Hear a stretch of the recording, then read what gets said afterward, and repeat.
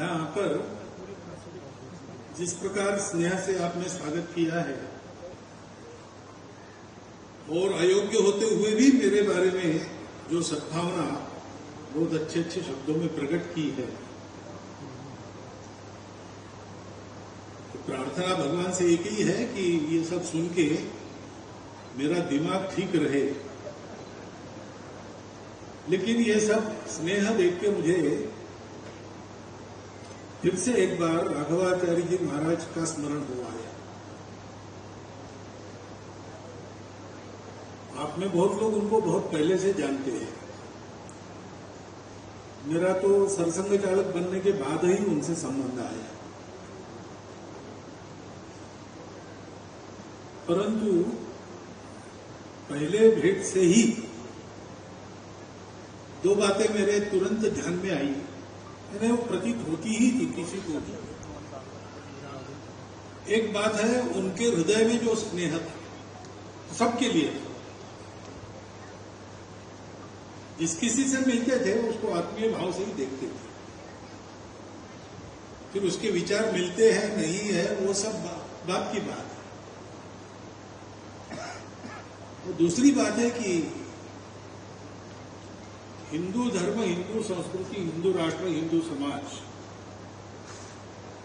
इनके लिए उनके हृदय में बहुत उत्कट तड़पन था।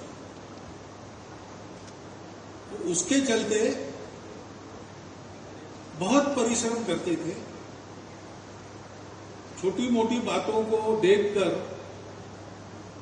जो अवांछित घटनाएं उनको सुनकर बहुत व्यथित और चिंतित होती थी, और व्यथा और चिंता उनके परिश्रम को और बढ़ा। इसलिए उनके रहते में एक बार रेवासा धाम आ चुका हूं। मैंने उनको कहा था मैं आऊंगा, जब आऊंगा आपसे मिलूंगा, और रेवासा आप होंगे तो रेवासा आके मिलूंगा।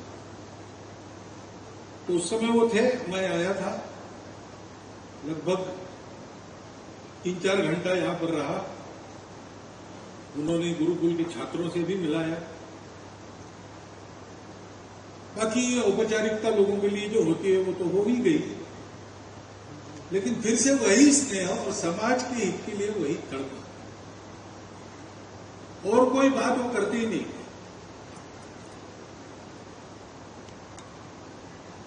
थे सन्यासी, लेकिन जैसा महाराज जी ने कहा कि सन्यासी वेश में वो स्वयंसेवक ही थी। वैसे भी संघ की शाखा में जाकर स्वयंसेवक होना ये एक टेक्निकल बात है। बहुत से संत महात्माओं में तो बहुत सारे हैं जो शायद संघ के कार्यक्रम में नहीं आए होंगे, हमारे जैसे कार्यकर्ताओं को मिले भी नहीं होंगे, लेकिन है तो स्वयंसेवक ही, क्योंकि वो एक जीवन का नाम है।